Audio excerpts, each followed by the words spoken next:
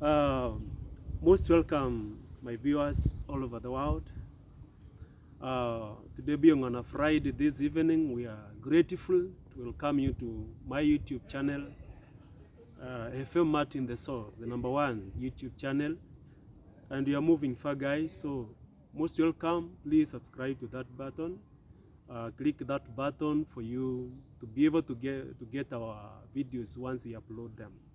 Thank you so much. This evening, most welcome in Tharaka County, where we met with one of our friend, or our, I don't know how we can call her, but she's one of our guests in this channel, and she'll be speaking about a journey, how it has been from since she was born. So otherwise, most welcome, and without much information from me, allow me to invite one of our guests, Gladys Gakii. Otherwise, Gladys, most welcome. Thank you so much. And now, Gladys, who is Gladys?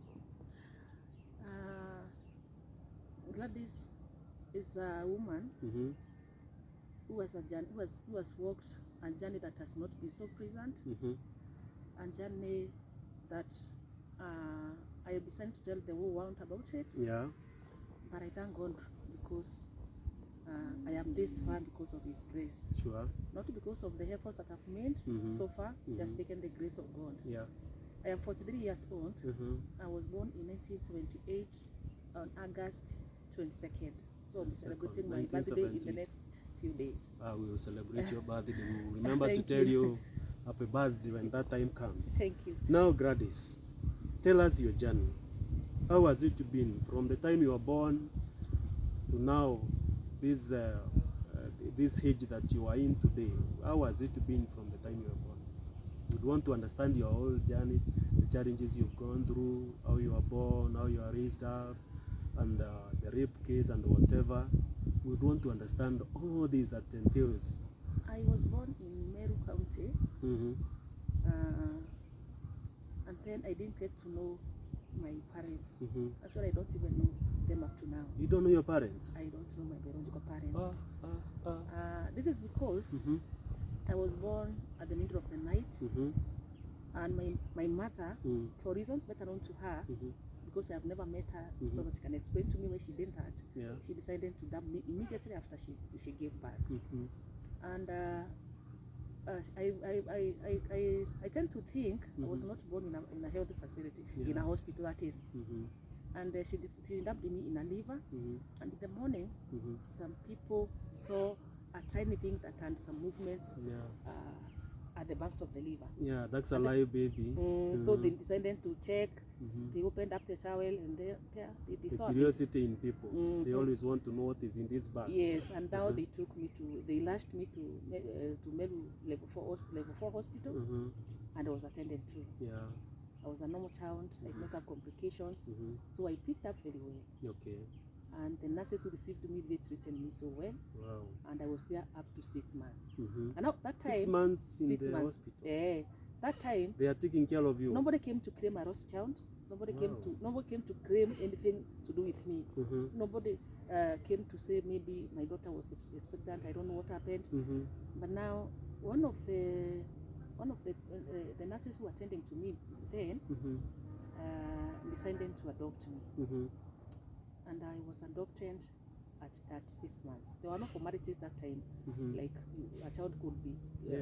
Nowadays, if you want to adopt a child, you must undergo a very legalized process. But you see, in the late 70s and early 80s, you could adopt a child just like that. Yeah, there wasn't so much complication. Yeah, and then that is where now I found myself. Yeah. I grew up in a family setup where I believed those were my parents. I had brothers. But then, as I was growing up, I came to realize this can't be my parents. Yeah. Because one thing that really caught my attention is that I was not really being treated like that of the other children. Okay. For example, I was not taken to boarding school. Yeah. Others were taken to boarding school. There are so many privileges that I was not supposed to enjoy. In that young age, you could still differentiate. You could see the difference I could see between the difference. treatment with the other children and the other siblings and you. But then I was so scared of asking questions. And I grew up. Most of the times I was out of school because whenever there was a lot of work in the house, whenever there was no house girl, whenever there was nobody to do the jobs in the house, I was supposed not to go to school until you stay in the house, you work. You watch those intentions. At age 11, I could do the work I can do even at 30-year-old person cannot do it. At age 11, our children of today cannot do anything at age 11, especially those who are born in town. I could go look for cows. I could cook for more than 10 people in the shamba. I could go and till the shamba. At 11 years? At 11 years. You're already a mature girl who knows what she's doing in life, because circumstances have forced you to be there. And nobody else was doing the kind of work I was doing. It was only me who was subjected to that kind of treatment. And then I was just a normal girl. I thought maybe because I was visiting other girls, I thought maybe that is how other girls That's are how doing. life is. That you is are how not love exposed in any way. is out there. But when I sat for my kcse in 1990, that is when I realized all is not well. Okay. I was in a public school, and without those challenges, in 1990, I managed to score 472 out of 700. 472 out of 700. You are this bright girl. Yes, and I was celebrated in the whole village. Oh my God! People came to congratulate me because that school has. I don't know whether my record has been broken so far, because after around 10 years, I went back there. We'll have to revisit and see whether I don't think my record has really been broken. And I was celebrated, but where I was in the family that I was. There was no excitement. They were not even happy about it. There was no celebration. Now, how can we celebrate you? You are not our biological child. So how can we celebrate? And then it happened that somebody in that family and sat for the same exam, the same year, whoever in a boarding school, brother or your in the same school, in the same year, and then didn't even get the pass mark, which was 350. And then I was asked, Sasa, you Gladys, Sasa, now we cannot take you to. I was okay. Then when the admission letters were brought, I got a letter from an admission letter from Chogoria Girls High School. Wow, I was in Chogoria Boys. In 1991, I was in Chogoria Girls High School. 1991. 1991, and now that is where confusion started, and I decided, no, these people must tell me who I am. Other children went to school. Nobody was even talking about me going to school or anything, so I was just there at home. And then villagers kept on asking, why are you not taking this girl to school? She passed so well. I remember one of my primary school teachers, my mathematics teacher, really was so impressed with my performance. And then he decided, no, something must be done here. The villagers and people from the church intervened and said this girl must go to school. Now that was March, a few weeks to closing. Others went reported in early February. You are late in reporting to school. Actually, first time I went to Chogoria Girls, I think for 3 weeks. I was so confused. I didn't know where to start. Others had written notes. And you've reported. I've reported. You've not next week, studied anything. Yes, next week we are supposed to sit for the end of term. End of term examination. End of term exam. Now, I don't know whether to copy notes. I don't know what to do so that I can catch up. Imagine I didn't even fail. I didn't fail. I got a C+. Where? For 2 weeks, I got a C+. First term, 1991, Chogoria Girls. I didn't fail. My viewers, some stories are beyond this life that you live. Some experiences are just beyond our human understanding. How could you study for 2 weeks, for 3 weeks, and then you get a C+? I believe there were those students who were there who scored. He scored for the whole term. They studied for the whole term and they still. Even get a C+. Oh my God!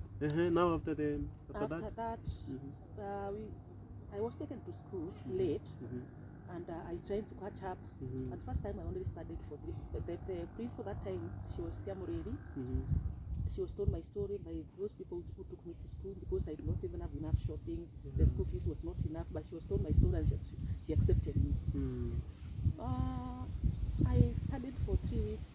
We went home for holiday, and then second term, the second term now, I wasn't able to go back to school. There was no fees, there was nothing. And I was transferred to another place.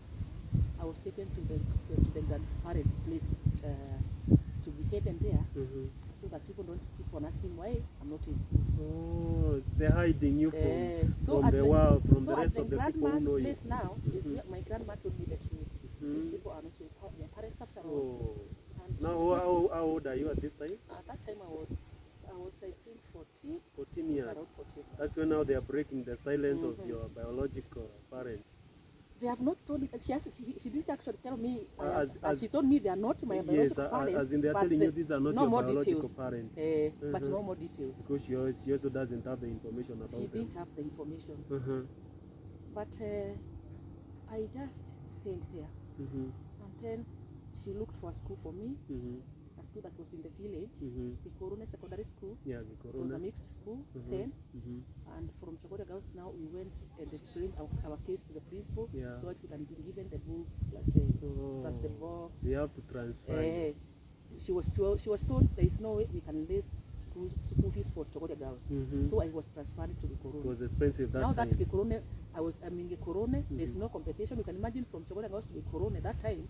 So there was no competition. Now this girl will shine all Yes, through. I was becoming about because there's no competition. I was not performing so well. This money. I was so thankful because obviously I would be the number one. So I was not even sure whether I was even doing what I'm supposed to do. But eventually I could be number one. Okay. But even in the Corona, there were struggles because I could be sent for school fees for like 3 weeks. I'm there, nobody. You see, that grandmother, who I call grandmother, may I so continue resting in peace. She didn't want me to study, but then she was not financially stable. She did not know how to, because she could come to the office and cry to the principal, please let her study. Then the principal could allow me to study for 2 weeks. Then I'm sent back home. But the reason why I detached my life with those people was because I had passed through so many abuses as a young girl. But the one that I could not stand was a rape case. A rape case again? I was raped by relatives. People I thought were my relatives, that is. Just a minute. You're in this family where you've taken them as your parents and your brothers and sisters there. And uncles. So how does it come into rape now? That was horrible. Sometimes it gives me chills. When you remember to imagine that people that I thought could protect me from any harassment, people that I could run to whenever I was feeling insecure, they're the same people who plotted even to sedate me, to give me a drink that was sedated, and then I passed out and they raped me senseless. Who are these people? These people are the people I grew up with. They're my brothers. Your brothers? They have decided to rape you? To rape me. How many were they? He was a brother to me. And then he came with his friends. Oh, so it's a party? It was a party. Sex party. And I was raped senseless. And then the drug that was used to sedate me, I think they overdosed or something because they expected after the ordeal, maybe I would rise up and continue like nothing has happened. But then I was not able to wake up. Their disappointment, you didn't wake up. I was unconscious from 3 p.m. to 7 p.m. And now they to carry me, place me somewhere, lifeless body, like I'm dead, and call the neighbors. Can you come and see what Gakii is? What has happened to Gakii? She has just fallen. And I was taken to hospital unconscious. I found myself in hospital after 11 days, and everybody was crying. Even the nurses who attended to me were crying. People from the church I was going to were crying, and then I could not. They are wondering, how is this girl unconscious? According to them, they didn't know I would come back to life. They thought you were gone. I think those people really poisoned me. They had really poisoned me. But you know, God is always on the throne. And God was so faithful. I trying to remember. I trying to recall what happened and why I'm in the hospital. That's when you remember was it an accident? And then I came to realize actually what was done for me. Actually, that is how I lost my virginity. Because you remember you took the last thing I can remember is that I was given a drink, a song. Actually, it was in a grass, and then I cannot remember anything else. So it dawned on me that fateful day I was raped. Wow. And the people who raped me are not strangers. They are brothers. They are people who are related to me, according to me, and the people who were supposed to protect me. I was devastated. I felt broken. So the guy you're calling your brother has raped you. And the dad and the mother, what? In the hospital, but I did not talk to them. I didn't get to talk to them from the hospital. But remember when I was discharged after 16 days, I refused to go home. Okay. I went to the church and I stayed with the wife of the resident the church I was attending. I decided to stay there. She could pray for me, she could counsel me. For how long had you to stay there now? I stayed there for a month. For a month. Then after that, where are you heading to now? Because life, you've seen you are living with the beasts. Even the dad was... I am trying to contemplate what to do. But then I wanted somebody to tell me who my parents are. Deep inside my heart, I knew that I have a father or a mother somewhere. You're looking for your identity. Even if my mother is a poor person, even if she's mad, I was waiting for somebody to tell me who my mother is. So I will never even know her after all. So then one evening, I was told to prepare dinner at the reverend's place. Supposed to prepare dinner.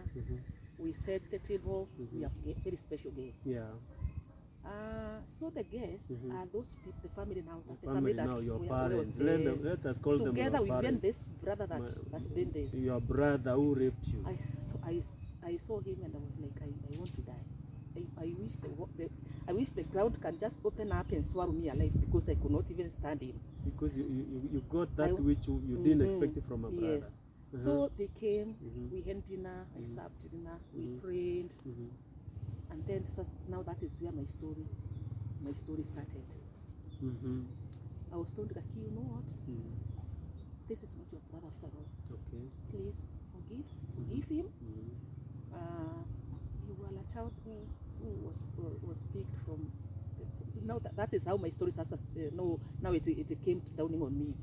It was when they told me, nobody knows my parents, nobody knows my father, nobody knows even what tribe I belong to. But then I could not understand. And even they told me, we wouldn't even mind in marrying you because you are a disciplined girl, you're bright. So now, how do you marry your brother? The concept you have in mind is your brother. How does he come now in that you can marry him? Apart from the concept of having a brother, this brother is a monster. He has raped me. How do I even couldn't connect to that. He doesn't even care about me. He did not even left me alone. He left me and left me with his friends.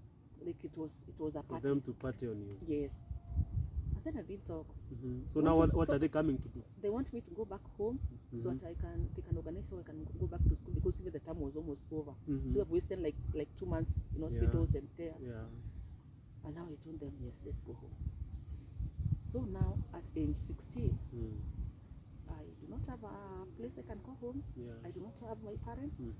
Now it is true, I don't have any relative that I can, or a relative. At 16 age, so I am going to go home with them. We went home, went to my bedroom.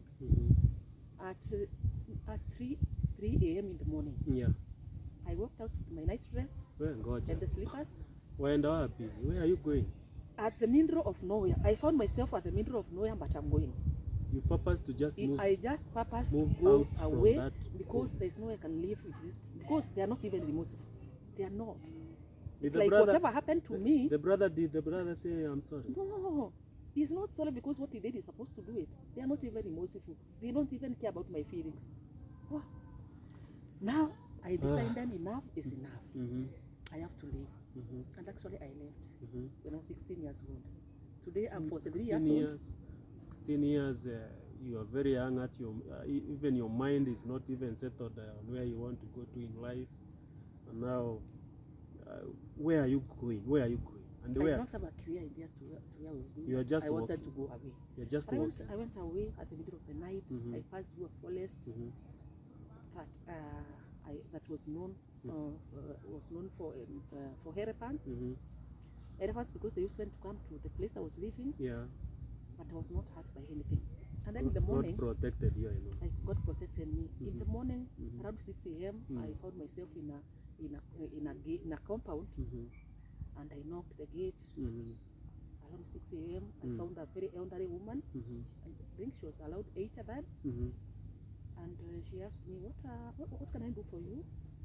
My grandchild. I told him, Grandma, I was coming to look for a job someplace, but I didn't mention where I've come from because I was afraid they could send me back there. So I had to create a story and mention places I've never even been, because if I told her, you say where you're coming from, I will be brought back because I am a young girl. And then when I came, I was accosted by thieves. They took my bag, so I have nothing. They even beat me, and now I decided to look for a place where I can even get some jobs so that I can. So you are now lying to them? Yes, for them to accommodate yes, you. because I don't want to say where I've come from because I will be taken back there. And then she was so sorry. So, she gave me a cup of tea. She took me to the bathroom. I took shower. She welcomed me in the family. She was living alone with her husband. Her husband was elderly, was around 90, and he was blind. He introduced the husband, and then she told me, see, I live alone. My children are far, but one of my sons is coming over the weekend. She was allowed Tuesday. Maybe we stay here. When my son comes, we see how we can help you. So that is where now my life started. Your life has started now in this new place where you found love. I worked in that compound. I cleaned up everything. I worked during that week. You could see change in the compound. You came and you became a different person. So you worked. changed the way people used to I don't know look whether they are going to accommodate me, but I just took care of them. I did cleaning. I worked in that compound. You had to pay a price. So when the son came on Friday, I remember he asked the grandma, what is the occasion? This place looks very clean. What's the occasion? Then the grandma told me, God brought me an angel here. She has been here. I don't even do anything. She cooks for me. She does everything. Even those people who have been coming to work here, when they come, there's no job because she's doing everything. She's perfect. They are like, who? The son called me. The son called me. And what's your name? I'm Gakii. Where do you come from? I mentioned places I've never been. And I came here because of this and this and this, and you understood. Now, because I have seen my parents are like falling in love with you, maybe you can stay with them. At the end of the month, we shall be giving you something. I started here, and I was underling to the family. I stayed there for 7 years. For 7 years? For the agent in this new place? I became like a member of the family. They really loved me. I took care of them. I could even go to Nairobi to take the mzee to hospital and come back. I took care of them. For 7 years you've been in this blind mzee? And the grandma. And they loved me. The children loved me. Their grandchildren loved me. I was treated like a member of the family. And now at age 18, I took an ID and I was able to save. Whatever I started saving because now you realize I have no idea in this life what will happen. Alone. Yes, in this life I am not alone. I started saving.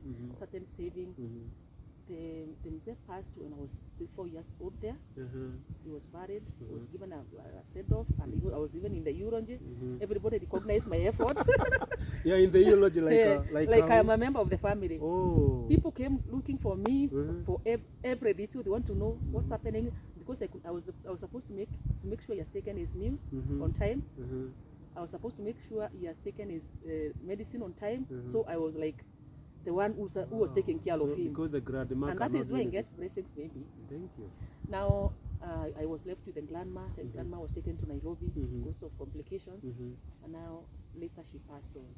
So when she passed on, after 7 years, now you've been left vulnerable. I cannot stay there working because I was working for them. The family members, all the other family members are allowed working outside. So now, which is your next destination now? Now I saved some money.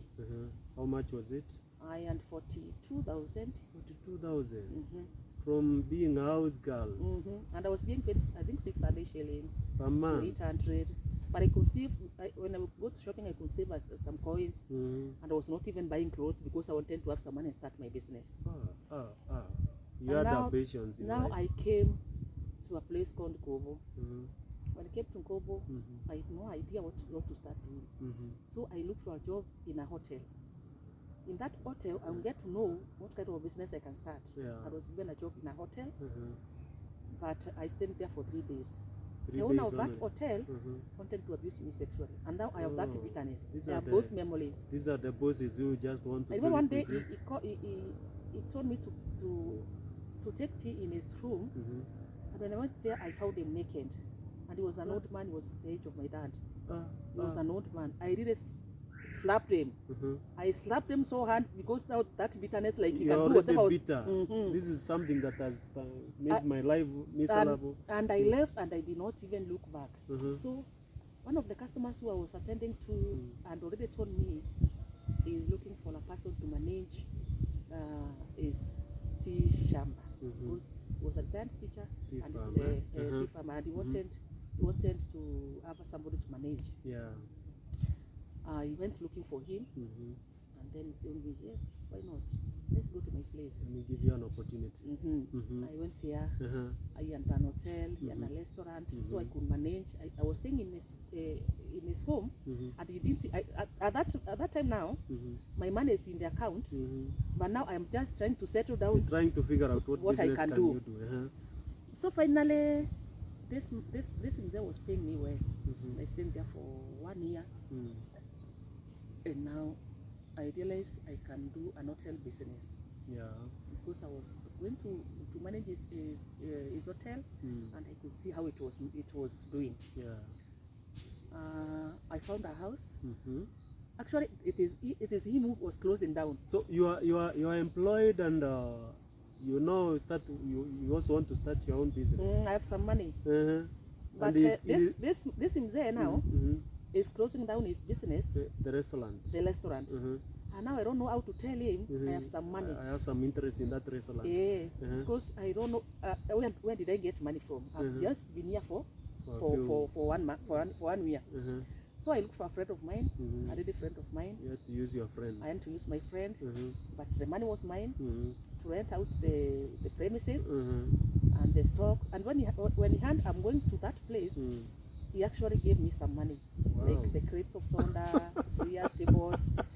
There are things he gave me. Your boss is giving you. So he told me, you have been so good to us, and now if you are going to start a business, I will bless you. I will bless you as well. So he gave me some money. I think he gave me 10,000. And he doesn't know you're buying his business. Now the business really excelled. It did very well. And now it is when I started earning money and having that freedom that I never had. And eating those kind of things that I would never want to eat. But deep inside my heart, I'm hurting. I'm very bitter. You're still looking for your identity. I am very bitter. How could my mother give birth to me and just dump me? Dispose me somewhere.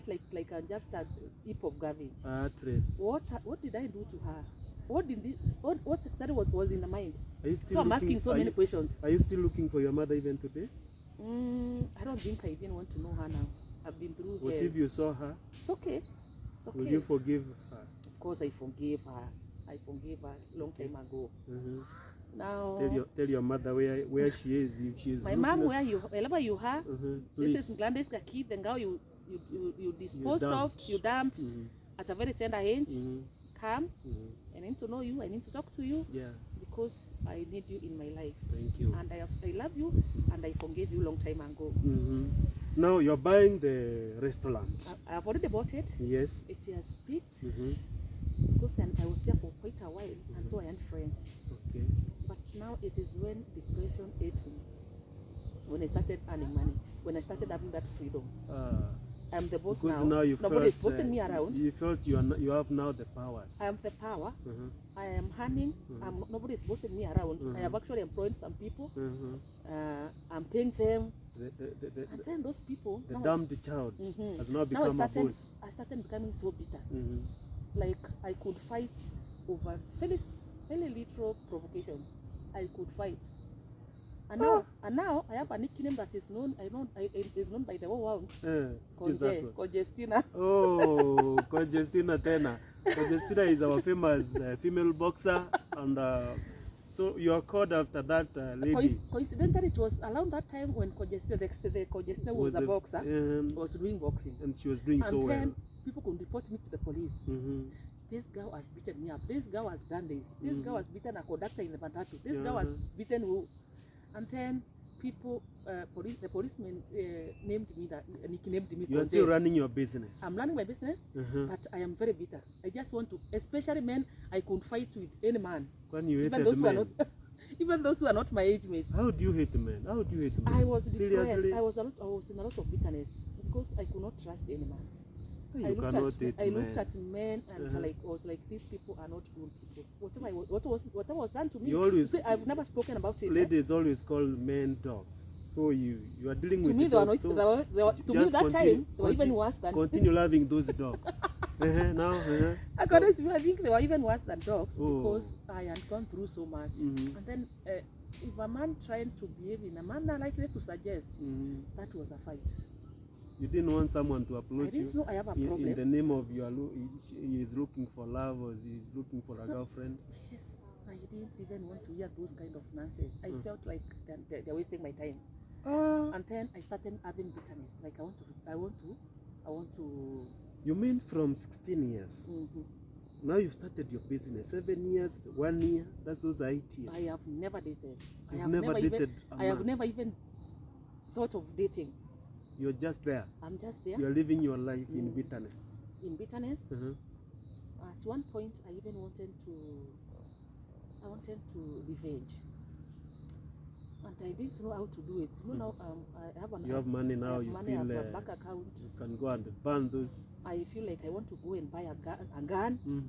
At one point, I remember I called somebody. I had a friend who was a policeman and was asking him questions. Can you teach me how to shoot? And if I wanted to buy a gun, where can I buy? And then he was so confused. What are you talking about? So I had those kind of evil thoughts. But deep inside my heart, when I want to sleep, why should I kill? Oh my God. You know, I'm a Christian. I was a person who was trusted in church. And then there is that thing that is killing me inside.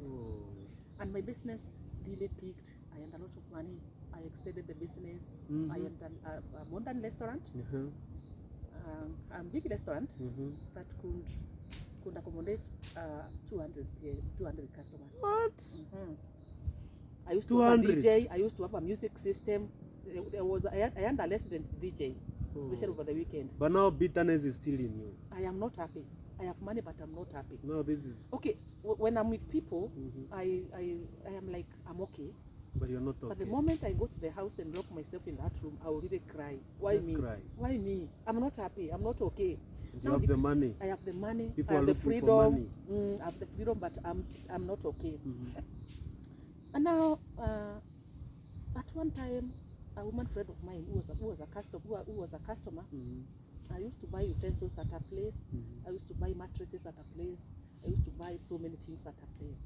And she was so motherly. She used to love me because I was young and I was very hardworking. She was a friend. She used to talk to me like a mother. And I really loved that woman. She came one day and told me she came with some papers. My bank account was okay. Even, I remember one time I was called by the bank manager and he was telling me, we want to give you a loan so that you can buy a vehicle, because I used to hire a taxi to go to the...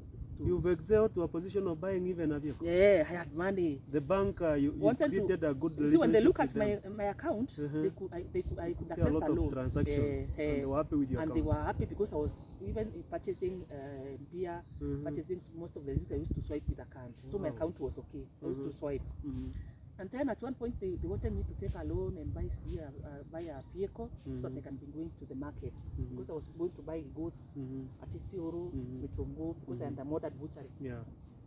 And then I told them the first thing I want to do before even I buy a vehicle, I want to buy a land, a piece of land, and build my own house. Did you buy one? I was almost there. Now it is when now this woman treats me to sign. When this woman now comes in. So that I can be a guarantor. I was not conversant with loans. She wants to take a loan. Yes. And you have to guarantee her. Yes. I didn't because know to guarantee. You have a good name with the bank. With the bank. So I just gave up the photocopy of my ID card and signed some things. I did not even look at the I didn't ask her the amount of money she was going to take because I was not so conversant with loans. That woman went and she accessed a huge loan, which was 1 million. 1 million by then? By then. That was 2010. 2010. Now, I did not bother looking for her again. She paid 2 installments. Yeah. She was paying 48,000. And after two installments, she sold her business to somebody and went out of the country. Oh, the guarantor must pay. So I am called by the bank manager. His name is Gibson. Gladys, can you see the bank today? What is the problem? I want just to see you. Okay, I'll be coming in the afternoon. Just called me in the morning. So I went to Kobo, Equity, and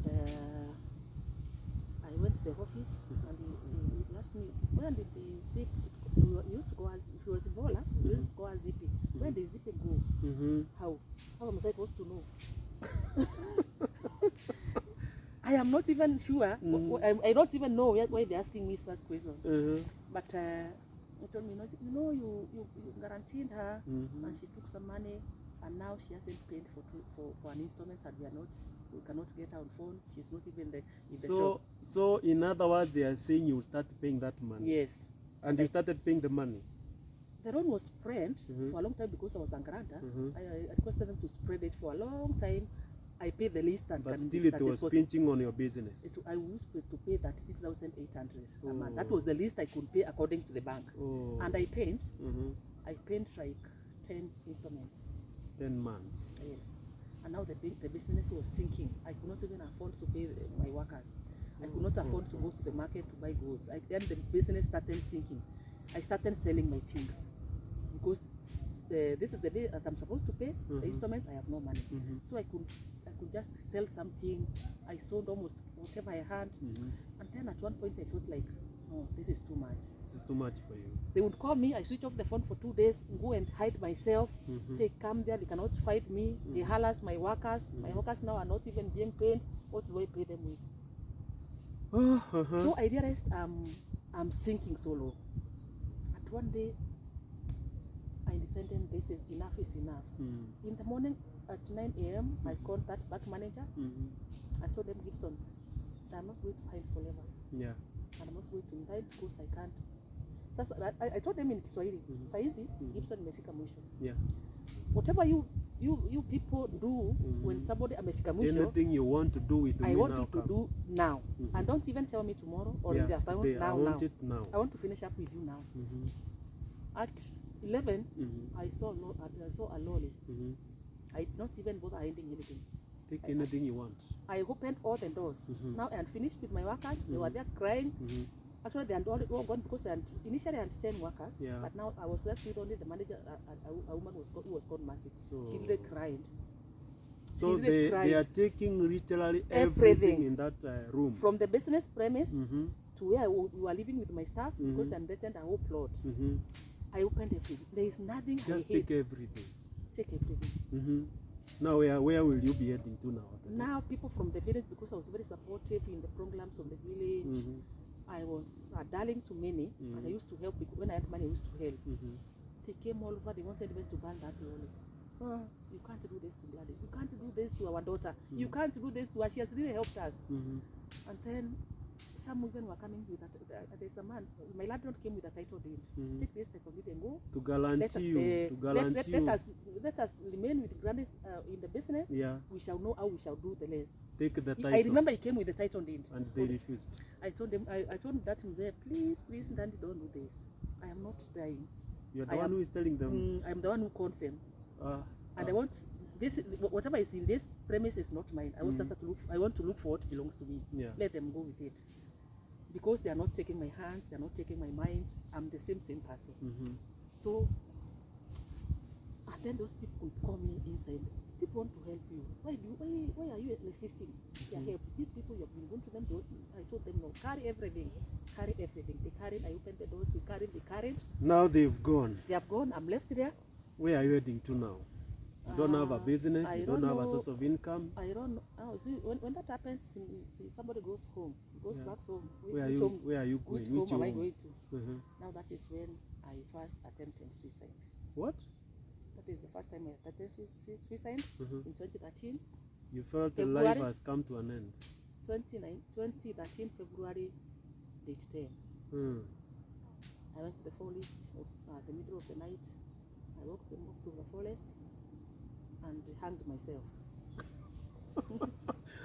You climbed a tree to hang yourself? Yes. You want to die? I only came to find myself in a hospital. The branch refused. The branch refused. The branch refused because my weight, I think my weight or something. Or no, not weight. It's God who wanted me to die. It's God who didn't want you to die. And then when I gained consciousness, I remember I asked, hey, niliacha nilikufa kwani kuliendaje? Ndio daktari aliniambia, niliuliza niliacha nimekufa kwani kuliendaje? What am I doing here? And then I had a lot of injuries. I had a lot of injuries. I have scars all over my body, which tell me at one point I wanted to commit suicide. And now I was taken to a mental health facility, counseling. Friends came from all over to assist me, to talk to you, to talk to me. And I healed. So when I healed now, one of my suppliers who later came to be my boss had my story. He came for me. He looked for counselors from Nairobi. He used to take me to Nakuru. And now I recovered.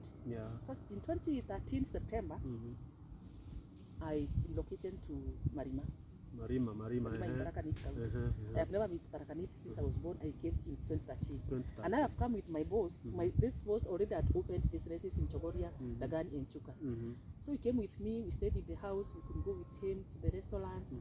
We could go with him to the bars. And then he could tell me, do the stock taking. He wanted to know whether I can remember what I was doing at my place. I do the stock taking so well. I go purchases, but I was doing the purchases so well, and then he was impressed. So now from 2013 to 2019, I was in Marima. 2013, 2019. That's why I was born. And I was working in a bar. And I was not happy working in a bar. And all this time you're still not talking to me? I haven't talked to anybody. I haven't dated. And I haven't told anybody my story. And if you are talking to men, it's business. It's business. Those are the stories to know. Those are stories to know. And people at one point started saying I'm not normal. I'm not living like other people. But nobody knows your story. Nobody knows my story. My boss's business collapsed in 2018, and now I could not even afford to pay the house rent. Now depression ate me the second time now. I can my house, my your business collapsed in 2013. My boss's business collapsed in 2018. He cannot even afford. I cannot now afford. Gladys is on I'm that person who cannot go to the streets. I'm not that person who can go to the streets. I'm not that guy who can rely on men to feed me. No, I'm there. Now I say, now this is the last time. Now I cannot, and I'm not even talking about it. Now I must die. I entered into my room after somebody and all this time, why aren't you looking for someone you can talk to? What hindered you from talking to people? I don't know what was hindering me from talking to, but I used to post on Facebook. I used to post things, and people could inbox me. Are you okay? I was not opening up, but people could tell me. People who were keen could tell I was not okay. And one of them is Millicent. Millicent Morgan is a nominated MCA in Gakii County. She noticed something is not adding up, and she came looking for me. I know she came to my house at Marima. She looked for me. Now whatever you have been posting on Facebook, like you see, somebody could die, and then people start writing rest in peace, and then I could just post. I could just comment. why did this person die? See, I would have died instead. Yeah. And then people could, those people are I killed. would have looked for her. Now, now 2018, listen. you've gone back to the streets now. You don't know I'm where back to to the start streets. life I don't know again. where to start. Now I decided I must die. And where I would die where people don't know me. Where people cannot even identify me and say this is who. So I wanted to go very far. I entered in my room, wrote a suicidal note, a very long suicidal note, very long with the details from the day I was born to where I've been, blah blah, what I've been through. What you've been through. Yes, my story now in paper. I've not spoken about it, but I've written it and left it in the house. I did not lock my room. I took a matatu from Marima. I'm looking for some place, but I didn't want Chuka. I didn't want this the male science now because everybody knows me. So I intend to go maybe to Nyeri or to Embu. On your way to Nairobi. I told the conductor I want to alight at a place called Mutondori. And when I'm on Mutondori, it is around 11. 11 what? 11 a.m. in the morning. I left there. Sasa, just me, what are you coming to do here? No, I have friends here I want to visit. So I'm looking for a place where there is a forest or a place where it's deserted. A place where at that time in my handbag I have a rope and I have poison. rat. Do you need a rope so and if I find a tree I can climb and hang myself better. If I don't get you take the poison and you die but in the it forest. must be somewhere where people cannot even identify me. Somebody has entered in my room when I'm here now. Somebody has entered in my room and read the letter. And read the suicidal note. Yes. He called Millicent. Millicent, now your friend. My friend. Who knew your Millicent, have you seen Gladys? No. My phone is off. Have you seen Gladys? No. We have entered into her room. We have been looking for her. And yesterday she was talking things that are not so present. And then we have found her letter written blah blah blah blah. They had to read the letter Millicent for her. Really panicked. She was on her way from Embu. To Chuka. She was coming to attend a meeting. And then somewhere on the road, I'm just climbing. You're alone? I'm alone. On the highway? On the highway, I'm climbing. I'm looking for a place, a suitable place. And then Millicent saw me.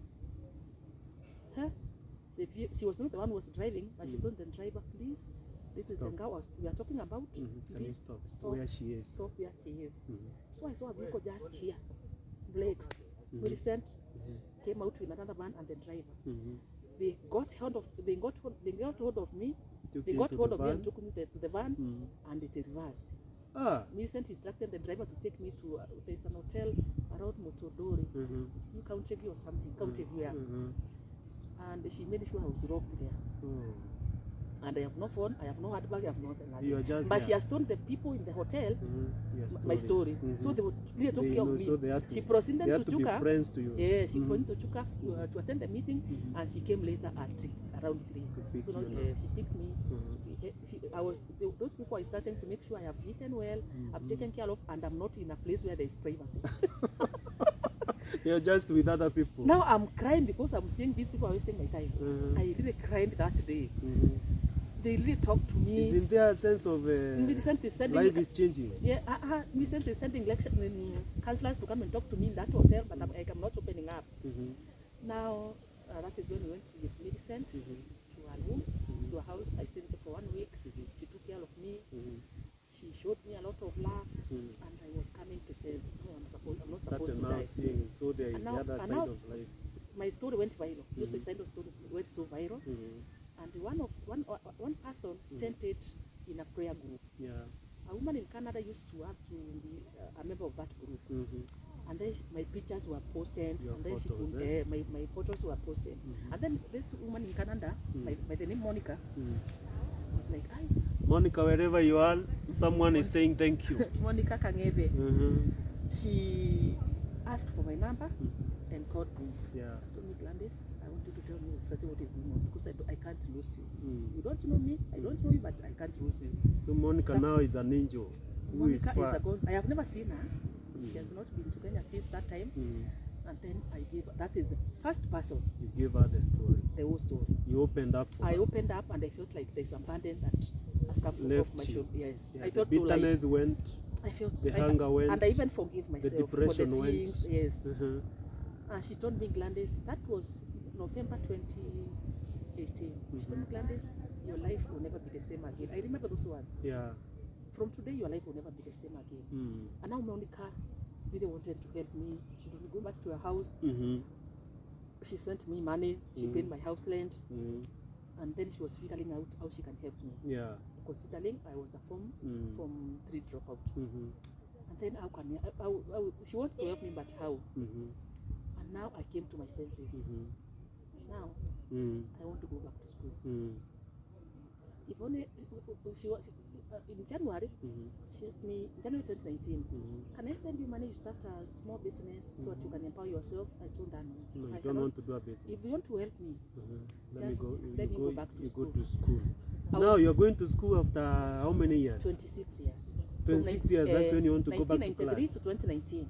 Oh. 26 years.